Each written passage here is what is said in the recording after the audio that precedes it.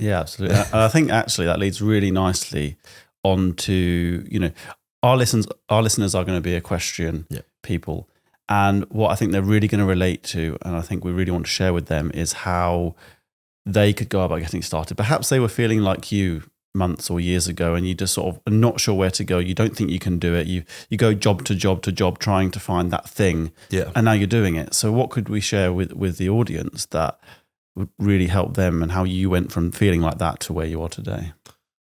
I'd say a lot of that feeling is still currently present, but I've got a lot more motivation, and I've got such a good support system around me. Like I've got yourself, I've got Charlie, who really believes in me and gives me that, that faith in myself that I can do this. Mm-hmm. A lot of it is obviously like imposter syndrome and self-doubt, which I think a lot of people do struggle with. Even quite successful people, I feel like have them issues. It's just how you deal with it and use it in a positive way to push you forwards rather than breaking you down, which I let it do for a very, very long time.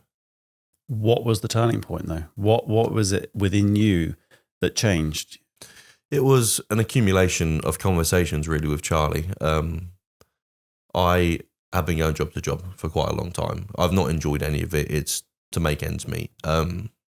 Whilst being like, oh, but I want to try and do this, but I haven't got the time. Looking back, I do, and still did have the time. I just didn't have the motivation. The conversations with Charlie really pushed me to believe that I can do this if I want to. I know I've got the knowledge. It's also a case of learning that I can monetize it as well. Mm-hmm. Because I've done this for years in the gym. I've helped my friends out. I've helped out so many people over the years, but I've not really charged anything for it. So it's hard to charge initially, but then if you're good at something, don't do it for free. No, absolutely. I think actually that's a really poignant point for this podcast, because what a lot of people do in the equestrian industry is they're helping people. They might be on a livery yard and they're given a bit of help here and there, and they could be sat at home thinking, I want to get started, and thinking, oh, but there's no money in it.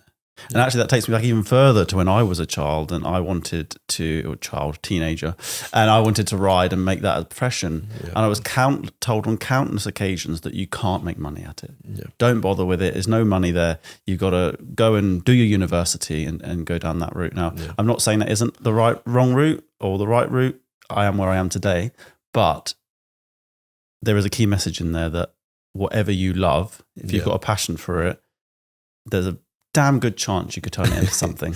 Yeah, and you'll enjoy it a lot more. Yeah, exactly. It's something that you're obviously passionate about. So obviously you were the horse business and whatnot. I know it's been rough at times, but you've stuck with it. Yeah. And you're doing quite well. So that's also quite a motivation, because I've seen you do all your businesses over the years. You've been fairly successful in everything you've done because you've just stuck with it.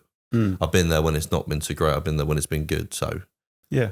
Definitely a motivation as well. I have to say, I'm very proud of you as well. Like, if we're going to go down that road, this was a young man who didn't believe that you could do anything. Yeah. You, like we've already said, countless jobs, and you were never happy. No, that's the truth of it, really, isn't it? Yeah.